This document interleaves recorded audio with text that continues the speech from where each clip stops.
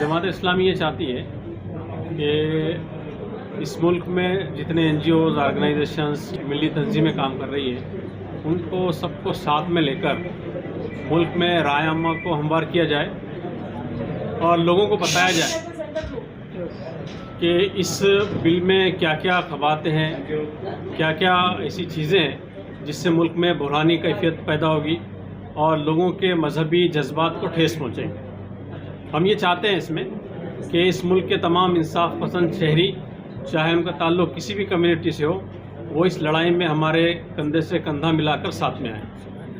इसमें ये तो है कि वक्फ एक्ट 95 में, जैसे एडवोकेट यूसुफ मशाला साहब ने इस तरफ इशारा किया है कि ये गवर्नमेंट, स्टेट गवर्नमेंट को ये पावर्स थे कि हर 10 साल में वक्फ की लैंड्स का जो है सर्वे करवाए। लेकिन एक मरतबा जो है सर्वे हुआ है, उसके बाद में जो है सर्वे नहीं हुआ है। बहुत सारी ऐसी प्रॉपर्टीज़ है जो अभी सर्वे में आने से रह गई। हम लोग बार बार हुकूमत को इस तरफ तवज्जो दिला रहे कि आप जो है अपने इस पावर का इस्तेमाल कीजिए और वो प्रॉपर्टीज़ जो वक्फ गज़ट में नहीं आ सकी है, उसको एक इंक्वायरी के थ्रू जो है वक्फ गज़ट में आप शामिल कीजिए। उसको वक्त आप इसको ये नहीं कह सकते कि यहीं पर आके रुक गई और ख़त्म हो गई।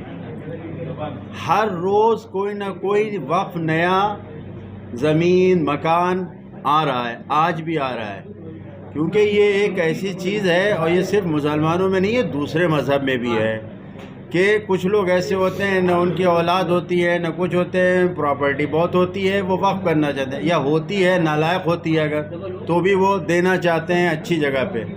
तो ये कह के कि कितनी है इसको बताना मुश्किल है।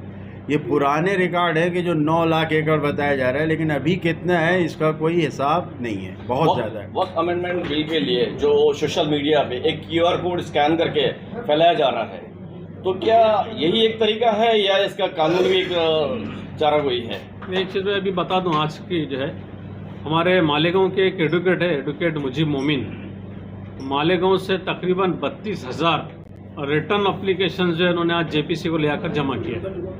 तो एक तो वो है जिसका आप बोल रहे हैं QR कोड है, दूसरा रिटर्न की शक्ल में भी जो है लोग अपने अपने ऑब्जेक्शंस JPC को फाइल कर रहे हैं। एक बात, बोर्ड की इतनी लाख प्रॉपर्टी है, डिफेंस की इतनी है और रेलवे की इतनी है, तो डिफेंस और रेलवे की प्रॉपर्टी से आप वक्फ की प्रॉपर्टी को कंपेयर नहीं कर सकते, क्योंकि डिफेंस और रेलवे की प्रॉपर्टी वो गवर्नमेंट की प्रॉपर्टी है। वक्फ की जो प्रॉपर्टी है वो हमारी, वो मुसलमानों की खुद खरीदी हुई है। एक जगह होती है, कहीं मस्जिद बनती है, बस्ती बनती है, वहाँ मस्जिद बनती है, वो प्रॉपर्टी वक्फ की हो जाती है। तो ये सारी जितनी प्रॉपर्टीज़ है वक्फ की, वो गरीब से लेके अमीर सारे लोगों के पैसों से खरीदी हुई है। उसका ये तुम इस तरह से कंपैरिजन नहीं कर सकते। वो मालकियत है, कम्युनिटी की मालकी की है, किसी ने डोनेट किया है, किसी ने जगह डोनेट किया, किसी ने पैसे देके उसको डेवलप किया है। तो इस तरह से कंपैरिजन करना बिल्कुल गलत है। हम कंपैरिजन नहीं करना चाहते कि वर्क प्रॉपर्टी जो है और साथ में डिफेंस हो या गवर्नमेंट प्रॉपर्टीज़ हो, रेलवे प्रॉपर्टीज़ हो, हमारा उससे कोई ये नहीं है। वर्क प्रॉपर्टीज़ के बारे में हम बात करना चाहते हैं। ये जो प्रोपेगेंडा फैलाकर लोगों में जो भ्रमक फैलाया जा रहा है ना, वर्क प्रॉपर्टी 9 लाख एकड़ है, 9 लाख एकड़ से भी ज़्यादा है और ये बढ़ती रहेंगी, क्योंकि जो दान करने वाला है वो रुकने वाला नहीं है। तो ये स्थिति से लोगों को भ्रम फैला करके नहीं चलेगा। तो गवर्नमेंट की प्रॉपर्टी गवर्नमेंट की रहेगी, अब वर्क की प्रॉपर्टी जो है उसी में इजाफा होता रहेगा। गवर्नमेंट की प्रॉपर्टी में इजाफा नहीं होगा, क्योंकि ऑलरेडी वो काउंटेड है। या अपनी पर्सनल प्रॉपर्टी कोई वक्फ करेगा तो उस काउंटिंग बढ़ते रहेगा ना।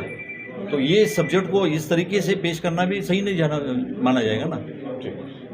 अमेंडमेंट बिल जो सरकार लाई है, इसके ऊपर आपका इज़हार ख्याल क्या है? इज़हार ख्याल ये पास होना चाहिए या नहीं पास? नहीं, ये बिल बिल्कुल गलत है, उसके मंशा भी गलत है। With bad motives they have come and they have just tried to usurp all the Waqf land, and particularly by tinkering with the waqf definition, which says that no waqf on the basis of long user will be recognized as a waqf, means they want to open up the host of disputes about the masjids which are built on the land which are for which there may be no documents, the open lands for which there are no documents, but they have been used as waqf and recognized as waqf till date.